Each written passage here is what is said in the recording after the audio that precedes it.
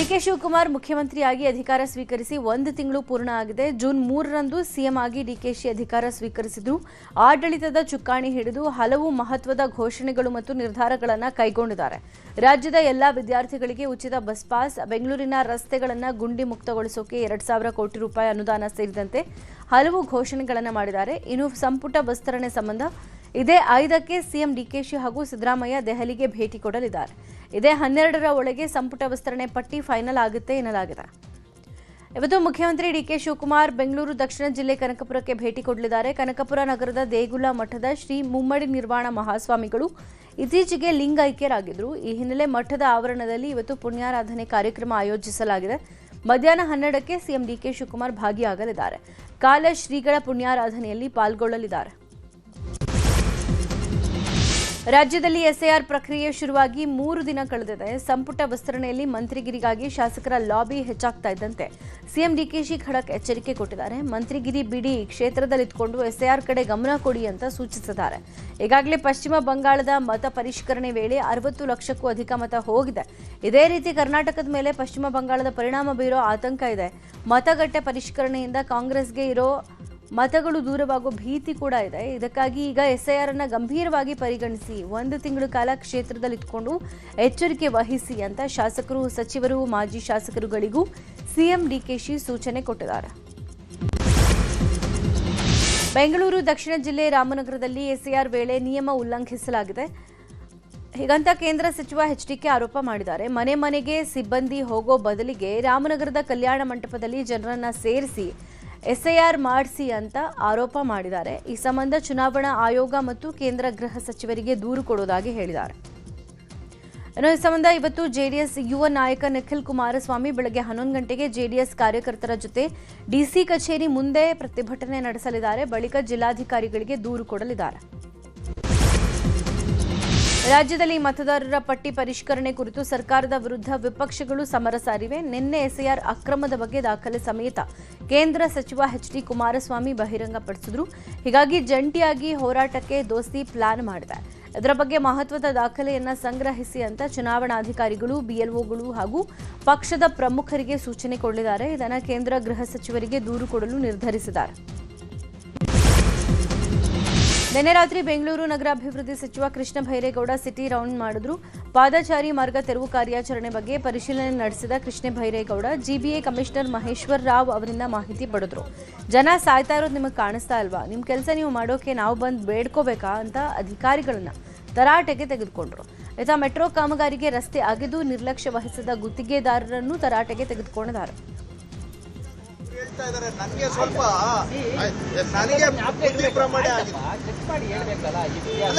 Fast ಆಗಿ spin ಮಾಡ್ತಾರೆ ಅಂದ್ರೆ ಸ್ಪಿನ್ ಮಾಂತ್ರಿಕರು ಪರ್ಮಿಷನ್ ಕೊಟ್ಟಿದ್ರೆ ಯಾರಿಗೆ ಪರ್ಮಿಷನ್ ಕೊಟ್ಟಿದ್ರೆ ಯಾಕೆ ರೆಸ್ಟೋರೇಷನ್ ಮಾಡಿಲ್ಲ ಅಲ್ಲ PWSSB ಅಂತ ಹೇಳಿದ್ರು.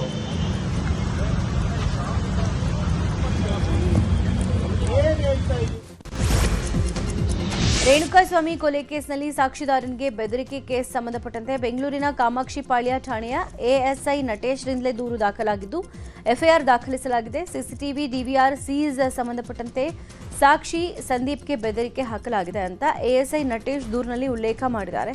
ತುಮಕೂರು ಜಿಲ್ಲೆ ರಂಗಪುರ ದುರ್ಗಾವಾರ್ ರೋಡ್ನಲ್ಲಿ ದುರ್ಗಾ ಪೆಟ್ರೋಲ್ ಬಂಕ್ ಬಳಿ ಸಾಕ್ಷಿ ಸಂದೀಪ್ಗೆ ಆಮಿಷ ಒಡ್ಡಲಾಗಿದೆ. ಭೋಬಿಪಾಳ್ಯದ ನಿವಾಸಿ ಆಕರ್ಷ್ ಎಂಬಾತ ಕಾರಿನಲ್ಲಿ ಕೂರಿಸಿಕೊಂಡು ಆಮಿಷ ಒಡ್ಡಿದ್ದಾನೆ. ಫೋನ್ನಲ್ಲಿದ್ದ ವ್ಯಕ್ತಿಯೊಬ್ಬ ತಮಗೆ ಸಹಾಯ ಮಾಡುವಂತೆ ಮನವಿ ಮಾಡಿದ್ದ. ರಾಘವೇಂದ್ರ, ಅನಿಲ್ ಕುಮಾರ್, ಜಗದೀಶ್ ಗೊತ್ತಿಲ್ಲ, ಪೊಲೀಸರೇ ಬಂದು ವಿಡಿಯೋ ಕ್ಲಿಪ್ಪಿಂಗ್ ತೆಗೆದುಕೊಂಡು ಹೋದ್ರು ಅಂತ ಹೇಳು, ಬಿಳಿ ಹಾಳೆ ಮೇಲೆ ಸಹಿ ಮಾಡುವಂತೆ ಒತ್ತಾಯಿಸಿದ್ರು ಅಂತ ಹೇಳು, ಹೀಗೆ ಕೋರ್ಟ್ನಲ್ಲಿ ಸಹಾಯ ಮಾಡಿದ್ರೆ ಏನಾದರೂ ನೋಡ್ಕೊಳ್ತೀವಿ ಅಂತ ಆಮಿಷ ಒಡ್ಡಿದ್ದಾರೆ ಅಂತ ಆರೋಪ ಮಾಡಲಾಗಿದೆ. ಆಳಂದದ ಲಾಡ್ಲೆ ಮಶಾಕ್ ದರ್ಗಾ ಗಲಭೆ ಸಂಬಂಧಪಟ್ಟಂತೆ 52 ಕ್ರಿಮಿನಲ್ ಪ್ರಕರಣಗಳನ್ನು ಹಿಂಪಡೆಯೋಕೆ ರಾಜ್ಯ ಸರ್ಕಾರ ಕೈಗೊಂಡಿದ್ದ ನಿರ್ಧಾರಕ್ಕೆ ಹೈಕೋರ್ಟ್ ಮಧ್ಯಂತರ ತಡೆ ಕೊಟ್ಟಿದೆ. ಗಿರೀಶ್ ಭಾರದ್ವಾಜ್ ಸಲ್ಲಿಸಿದ ಅರ್ಜಿಯ ವಿಚಾರಣೆ ನಡೆಸಿದ ಪೀಠ ಪ್ರಕರಣಗಳನ್ನು ಹಿಂಪಡೆಯುವಿಕೆಯಲ್ಲಿ ಸಿಆರ್ಪಿಸಿ ಸೆಕ್ಷನ್ 321 ಅನ್ವಯಿಸಿರೋದ್ರಲ್ಲಿ ದೋಷ ಇದೆ ಮತ್ತು ಇದು ಕೋರ್ಟ್ನ ಹಿಂದಿನ ಆದೇಶದ ಉಲ್ಲಂಘನೆ ಆಗಿದೆ ಅಂತ ಹೇಳಿದೆ. ಮೇ 22ರಂದು ತೆಗೆದುಕೊಂಡಿದ್ದ ಸಿದ್ದರಾಮಯ್ಯ ಸರ್ಕಾರದ ಈ ನಿರ್ಧಾರಕ್ಕೆ ಬಿಜೆಪಿ ತೀವ್ರ ಆಕ್ರೋಶ ವ್ಯಕ್ತಪಡಿಸಿತ್ತು. ಈಗ ಹೈಕೋರ್ಟ್ ತಡೆ ಆದೇಶದಿಂದಾಗಿ ಸರ್ಕಾರಕ್ಕೆ ಮುಖಭಂಗ ಆಯಿತು. ಮುಂಗಾರು ಮಳೆ ಕೊರತೆಯಿಂದ ತೀವ್ರ ಜಲಕ್ಷಾಮದ ಸಾಧ್ಯತೆ ಇದೆ. ಈ ಹಿನ್ನೆಲೆ ದೇಶದಾದ್ಯಂತ ನೀರು, ವಿದ್ಯುತ್ ಅಭಾವ ಸೃಷ್ಟಿಯಾಗಲಿದೆ ಅಂತ ರಾಜ್ಯಾದ್ಯಂತ ಬಹುತೇಕ ಜಲಾಶಯಗಳ ಒಳಹರಿವು ಶೂನ್ಯಕ್ಕಿಳಿದಿದೆ. ಹೀಗಾಗಿ ಜಲಾಶಯವನ್ನ ನಂಬಿಕೊಂಡು ಯಾವ ರೈತರು ಬೆಳೆಗಳನ್ನು ಬಿತ್ತಬೇಡಿ ಅಂತ ಸಿಎಂ ಡಿಕೆಶಿ ಮನವಿ ಮಾಡಿದ್ದಾರೆ. ಈ ಬಗ್ಗೆ ನಿನ್ನೆ ನಡೆದ ಸಚಿವ ಸಂಪುಟದಲ್ಲಿ ರಾಜ್ಯದಲ್ಲಿ ಎಲ್ ನೀನೋ ಪರಿಣಾಮದಿಂದ ಉಂಟಾಗಿರುವ ಬರದ ಸ್ಥಿತಿ ಹಾಗೂ ಪರಿಣಾಮಗಳ ಬಗ್ಗೆ ಚರ್ಚೆ ನಡೆಸಲಾಗಿದೆ. ಕರಾವಳಿಯಲ್ಲಿ ವರುಣಾರ್ಭಟ ಮುಂದುವರೆದಿದೆ. ಇವತ್ತು ಮತ್ತು ನಾಳೆಯೂ ಭಾರೀ ಮಳೆಯಾಗಲಿದೆ ಅಂತ ಹವಾಮಾನ ಇಲಾಖೆ ಅಲರ್ಟ್ ಘೋಷಿಸಿದೆ. ದಕ್ಷಿಣ ಕನ್ನಡ, ಉತ್ತರ ಕನ್ನಡ ಹಾಗೂ ಉಡುಪಿ ಜಿಲ್ಲೆಗೆ ಇವತ್ತು ಆರೆಂಜ್ ಅಲರ್ಟ್, ನಾಳೆ ಯೆಲ್ಲೋ ಅಲರ್ಟ್ ಘೋಷಿಸಲಾಗಿದೆ. ಇನ್ನು ಜುಲೈ 5 ಮತ್ತು 6ರಂದು ಮಳೆ ಮುಂದುವರಿಯಲಿದೆ. ದಕ್ಷಿಣ ಕನ್ನಡ ಜಿಲ್ಲೆಯಲ್ಲಿ ಭಾರೀ ಮಳೆ ಮುನ್ಸೂಚನೆ ಹಿನ್ನೆಲೆ ಇವತ್ತು ಶಾಲಾ ಕಾಲೇಜುಗಳಿಗೆ ರಜೆ ಘೋಷಣೆ ಮಾಡಲಾಗಿದೆ. ಅಂಗನವಾಡಿಯಿಂದ ಪಿಯುಸಿವರೆಗಿನ ವಿದ್ಯಾರ್ಥಿಗಳಿಗೆ ರಜೆ ಘೋಷಿಸಲಾಗಿದೆ. ಇನ್ನು ಕರಾವಳಿ ಜಿಲ್ಲೆ ಸೇರಿದಂತೆ ಕೊಡಗು, ಹಾಸನ, ಚಿಕ್ಕಮಗಳೂರು, ಶಿವಮೊಗ್ಗ ಜಿಲ್ಲೆಗೂ ಆರೆಂಜ್ ಅಲರ್ಟ್ ಕೊಡಲಾಗಿದೆ. ಧಾರವಾಡ, ಬೆಳಗಾವಿ ಜಿಲ್ಲೆಗಳಿಗೆ ಹವಾಮಾನ ಇಲಾಖೆ ಯೆಲ್ಲೋ ಅಲರ್ಟ್ ಘೋಷಿಸಿದೆ. ಕರಾವಳಿಯಲ್ಲಿ ಮಳೆ ಆಗ್ತಾ ಇದ್ರೆ ಇತ್ತ ಕಲ್ಯಾಣ ಕರ್ನಾಟಕ ಭಾಗದಲ್ಲಿ ಬರದ ಛಾಯೆ ಆವರಿಸಿದೆ. ಬೀದರ್ ಜಿಲ್ಲೆಯಲ್ಲಿ ಮಳೆ ಇಲ್ಲದೆ ರೈತರು ಕಂಗಾಲಾಗಿದ್ದಾರೆ. ಜಿಲ್ಲೆಯಾದ್ಯಂತ ವಾಡಿಕೆಗಿಂತ 40% ಮಳೆ ಕಡಿಮೆ ಆಗಿದೆ. ಬರಗಾಲ ಘೋಷಿಸುವಂತೆ ರೈತರು ಒತ್ತಾಯಿಸಿದ್ದಾರೆ. ಈ ಬಗ್ಗೆ ನ್ಯೂಸ್ 18 ಜೊತೆ ಮಾತನಾಡಿದ ರೈತರು, ಬಿತ್ತನೆ ಮಾಡಿ ಮಳೆಗಾಗಿ ಕಾಯ್ತಾ ಇದ್ದೀವಿ, ಆದರೆ ಮಳೆನೇ ಬರ್ತಾ ಇಲ್ಲ. ಸೋಯಾ, ತೊಗರಿ ಬಿತ್ತನೆ ಬೀಜ ಕೊಟ್ಟು ಸರ್ಕಾರ ನಮಗೆ ಆರ್ಥಿಕ ಹೊರೆ ಮಾಡಿದೆ. ಹೀಗಾಗಿ ಬೀಜ, ಗೊಬ್ಬರ ಖರ್ಚನ್ನ ಸರ್ಕಾರನೇ ಭರಿಸಬೇಕು ಅಂತ ಒತ್ತಾಯಿಸಿದ್ದಾರೆ. ರೈತರ ಸಾಲ ಮನ್ನಾ ಆಗಬೇಕು, ಬರಗಾಲ ಘೋಷಿಸಬೇಕು ಅಂತ ನ್ಯೂಸ್ 18 ಮೂಲಕ ಸರ್ಕಾರಕ್ಕೆ ಮನವಿ ಮಾಡಿಕೊಂಡಿದ್ದಾರೆ. ಕೊಪ್ಪಳದಲ್ಲಿ ಈ ಬಾರಿ ಮುಂಗಾರು ಮಳೆ ಕೈಕೊಟ್ಟ ಹಿನ್ನೆಲೆ ರಾಜ್ಯಕ್ಕೆ ಬರಗಾಲದ ಭೀತಿ ಕಾಡ್ತಾ ಇದೆ. ಮಳೆ ಇಲ್ಲದೆ ಡ್ಯಾಂಗಳೆಲ್ಲ ಬರಿದಾಗ್ತಾ ಇವೆ. ತುಂಗಭದ್ರಾ ಜಲಾಶಯದಲ್ಲೂ ನೀರಿನ ಕೊರತೆ ಕಾಣಿಸಿದ್ದು, ಮಳೆಯಾಗದೆ ಸಾಕಷ್ಟು ಪ್ರಮಾಣದಲ್ಲಿ ನೀರು ಸಂಗ್ರಹವಾಗಿಲ್ಲ ಅಂತ ನೀರಾವರಿ ಇಲಾಖೆ ತಿಳಿಸಿದೆ.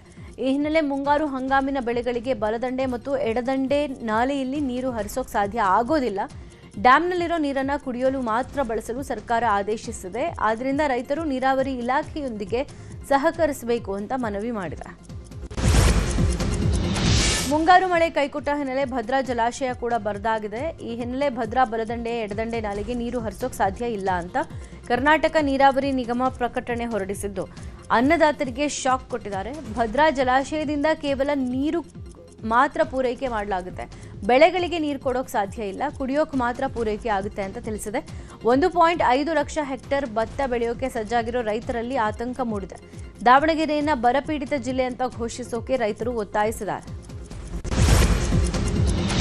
ಕುಡಿಯುವ ನೀರಿಗಾಗಿ ಆಗ್ರಹಿಸಿ ವಿಜಯಪುರ ಜಿಲ್ಲೆ ಸವನಹಳ್ಳಿ, ಹೊನಗನಹಳ್ಳಿ ಗ್ರಾಮಸ್ಥರು ಗ್ರಾಮ ಪಂಚಾಯಿತಿ ಕಚೇರಿಗೆ ಮುತ್ತಿಗೆ ಹಾಕಿ ಪ್ರತಿಭಟಿಸಿದ್ದಾರೆ.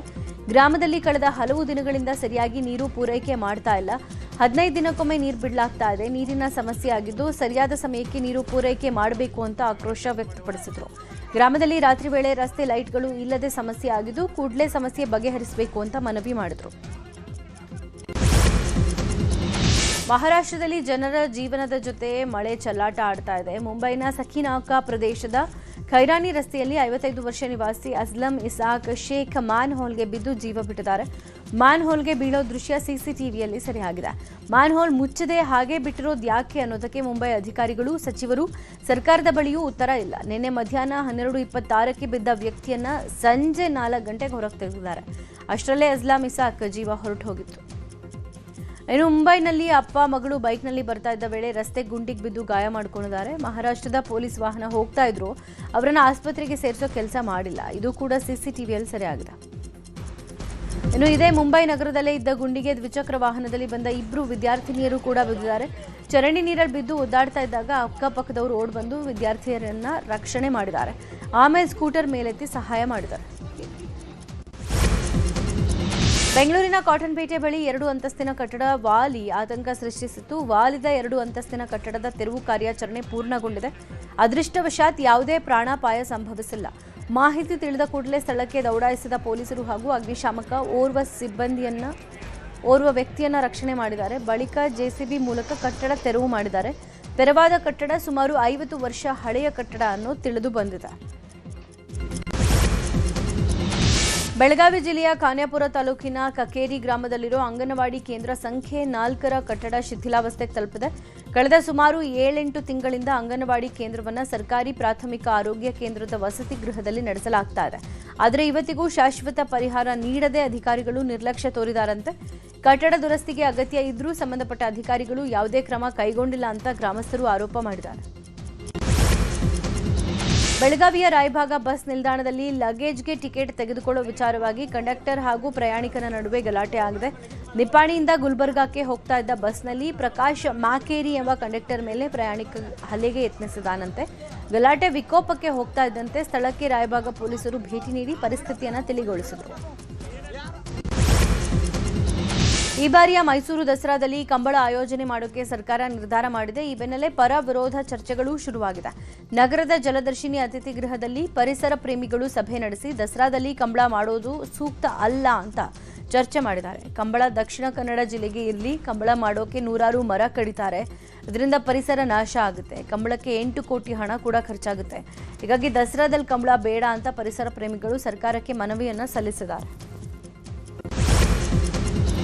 ಸೇನೆಯಲ್ಲಿ ಸುಮಾರು 17 ವರ್ಷಗಳ ಕಾಲ ಸೇವೆ ಸಲ್ಲಿಸಿ ನಿವೃತ್ತರಾಗಿ ಆಗಮಿಸಿದ ಯೋಧನಿಗೆ ಅದ್ದೂರಿಯಾಗಿ ಸ್ವಾಗತ ಮಾಡಲಾಗಿದೆ. ಬೆಳಗಾವಿ ಜಿಲ್ಲೆಯ ಬೈಲಹೊಂಗಲದ ಚನ್ನಮ್ಮ ಸರ್ಕಲ್ನಲ್ಲಿ ವಿನೋದ್ ಅಬ್ಬಾರ್ಗೆ ತಾಲೂಕು ಮಾಜಿ ಸೈನಿಕರ ಸಮನ್ವಯ ಸಮಿತಿ ಸದಸ್ಯರು, ಕುಟುಂಬಸ್ಥರು, ಗೆಳೆಯರು ಅದ್ದೂರಿಯಾಗಿ ಸ್ವಾಗತ ಮಾಡಿದರು. ನಿವೃತ್ತ ಯೋಧ ವಿನೋದ್ ಅಬ್ಬಾರ್ಗೆ ಹೂಮಾಲೆ ಹಾಕಿ ಘೋಷಣೆ ಕೂಗುವ ಮೂಲಕ ಬರಮಾಡಿಕೊಂಡರು. ಹುಬ್ಬಳ್ಳಿಯಲ್ಲಿ ನಡೀತಾ ಇರುವ ಮಹಾರಾಜ ಟಿ20 ಟೂರ್ನಮೆಂಟ್ನಲ್ಲಿ ಕೋಸ್ಟಲ್ ಕಿಂಗ್ ಮಂಗಳೂರು ವಿರುದ್ಧ ಶಿವಮೊಗ್ಗ ಯೋಧಾಸ್ ಭರ್ಜರಿ ಗೆಲುವು ಸಾಧಿಸಿದೆ. 20 ಓವರ್ಗಳಲ್ಲಿ ಕೋಸ್ಟಲ್ ಕಿಂಗ್ ಮಂಗಳೂರು 7 ವಿಕೆಟ್ ನಷ್ಟಕ್ಕೆ 163 ರನ್ ಗಳಿಸಿತ್ತು. ಶಿವಮೊಗ್ಗ ಯೋಧಾಸ್ 7 ವಿಕೆಟ್ಗಳ ಅಂತರದೊಂದಿಗೆ ಜಯಬೇರಿ ಬಾರಿಸಿತ್ತು. 18.2 ಓವರ್ಗಳಲ್ಲಿ 165 ರನ್ ಗಳಿಸಿತು. ಇದಕ್ಕೂ ಮುನ್ನ ಹುಬ್ಬಳ್ಳಿ ಟೈಗರ್ಸ್ ಮತ್ತು ಮೈಸೂರು ವಾರಿಯರ್ಸ್ ನಡುವೆ ನಡೆದ ಪಂದ್ಯ ಮಳೆಗೆ ಆಹುತಿಯಾಯಿತು. ಹುಬ್ಬಳ್ಳಿ ಟೈಗರ್ಸ್ 8 ಓವರ್ಗಳಲ್ಲಿ 91 ರನ್ ಗಳಿಸಿದಾಗ ಮಳೆ ಬಂದ ಕಾರಣಕ್ಕೆ ಎರಡೂ ತಂಡಗಳಿಗೆ ತಲಾ 1 ಪಾಯಿಂಟ್ ಹಂಚಿಕೆ ಮಾಡಲಾಯಿತು. ಉಪೇಂದ್ರ ನಟನೆಯಲ್ಲಿ ನೆಕ್ಸ್ಟ್ ಲೆವೆಲ್ ಅನ್ನೋ ಸಿನಿಮಾ ಬರ್ತಾ ಇದೆ. ಈ ಸಿನಿಮಾವನ್ನ ಅರವಿಂದ್ ಕೌಶಿಕ್ ನಿರ್ದೇಶನ ಮಾಡ್ತಾ ಇದ್ದಾರೆ. ಸದ್ಯ ಈ ತಂಡದಿಂದ ಹೊಸ ಸುದ್ದಿಯೊಂದು ಬಂದಿದೆ. ಉಪೇಂದ್ರ ಅವರ ಅಣ್ಣನ ಮಗ ನಿರಂಜನ್ ಕೂಡ ಈ ಸಿನಿಮಾದಲ್ಲಿ ನಟಿಸ್ತಿದ್ದಾರೆ. ಆ ಮೂಲಕ ಅಪ್ಪ ಮಗ ಮೊದಲ ಬಾರಿಗೆ ಒಟ್ಟಿಗೆ ನಟಿಸೋ ಸುಸಮಯ ಕೂಡಿ ಬಂದಿದೆ. ಚಿರಂಜೀವಿ ನಟನೆಯ ಜೈಲರ್ 2 ಸಿನಿಮಾ ಅಕ್ಟೋಬರ್ 16ರಂದು ರಿಲೀಸ್ಗೆ ಸಜ್ಜಾಗ್ತಾ ಇದೆ. ಈ ಮೂಲಕ ರಜನಿಯ ಜೈಲರ್ ಎದುರು ಬಾಕ್ಸ್ ಆಫೀಸ್ ಪೈಪೋಟಿಗೆ ಇಳಿಯಲಿದೆ. ರಜನಿಕಾಂತ್ ನಟನೆಯ ಜೈಲರ್ 2 ಒಂದು ದಿನ ಮುಂಚೆ ಅಕ್ಟೋಬರ್ 1ರಂದು ಬಿಡುಗಡೆ ಆಗ್ತಾ ಇದೆ. ರಜನಿ ಹಾಗೂ ಚಿರು ನಡುವಿನ ಬಾಕ್ಸ್ ಆಫೀಸ್ ಯುದ್ಧದಲ್ಲಿ ಯಾರಿಗೆ ಜಯ ಸಿಗುತ್ತೆ ಕಾದು ನೋಡಬೇಕು. ವಿಜಯ್ ನಟನೆಯ ಜನನಾಯಕನ್ ರಿಲೀಸ್ಗೆ ಕೊನೆಗೂ ವೇದಿಕೆ ಸಿದ್ಧ ಆಗ್ತಾ ಇದೆ. ಈ ವಾರದ ಅಂತ್ಯದಲ್ಲಿ ಜನನಾಯಕನಿಗೆ ಸೆನ್ಸಾರ್ ಸರ್ಟಿಫಿಕೇಟ್ ಸಿಗೋ ಸಾಧ್ಯತೆ ಇದೆ. ಅದರಂತೆ ಜುಲೈ 16 ಅಥವಾ 23ಕ್ಕೆ ರಿಲೀಸ್ ಮಾಡೋ ಬಗ್ಗೆ KVN ಬ್ಯಾನರ್ ತಯಾರಿ ನಡೆಸಿದೆ.